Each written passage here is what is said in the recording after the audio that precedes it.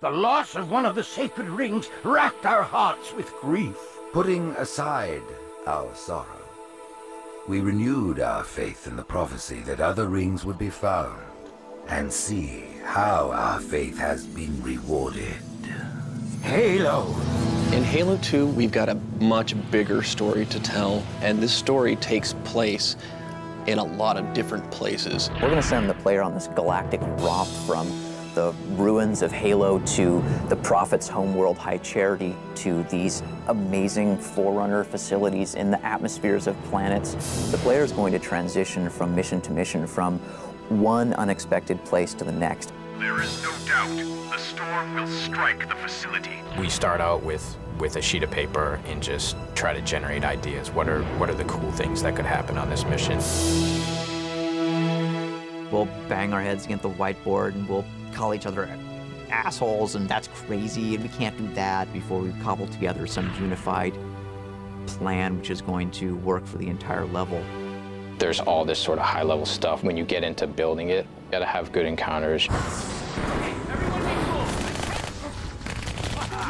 You gotta have good arcing fiction on a 3 to 5 encounter basis.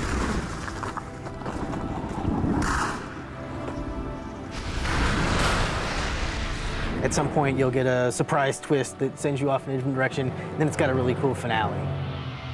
Oracle, what is Halo's purpose? It's building an encounter that always keeps people thinking. It's a pretty big challenge. Is there anything actually going on in the room before I get there? Are guys just sort of patrolling? Is there another fight going on? You know, or a flood gonna bust through? There's a lot of tricks you try and employ. I mean, we want the player to feel like they're choosing to go in a direction even when we're forcing them to.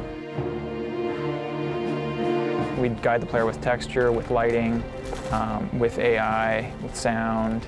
We obviously want to make it so that there are multiple paths through this space. Every single one of those areas had to be modeled by an artist. I mean, there's someone went in there, and for every single wall you see, every single floor, every single light, every single, piece of glass, like there was an artist there. Someone had to go through and make all that.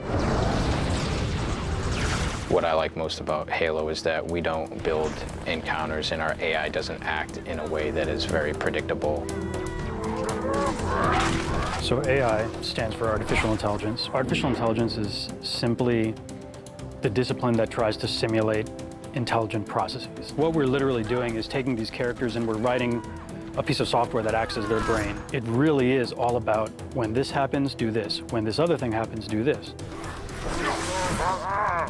That's a lot where the designers and artists step in, is deciding, well, we have all this cool technology, how are we going to use it, and how are you going to create this experience that the player can understand, that when he sees a certain type of thing, that if he shoots it, it's going to blow up and he's going to be able to destroy it and pass through it.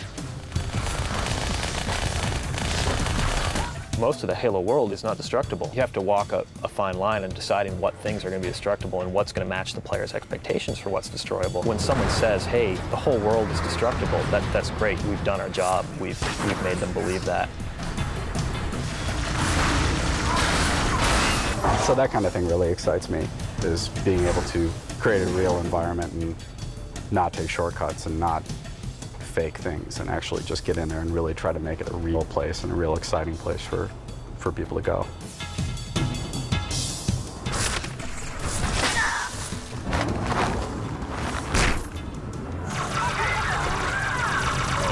If you can set it up so that each new situation is a problem that the player has to solve, he can do that over and over and over again.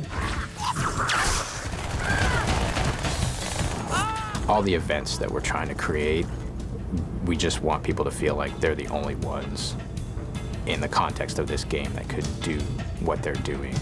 It's all about you saving the universe. Again.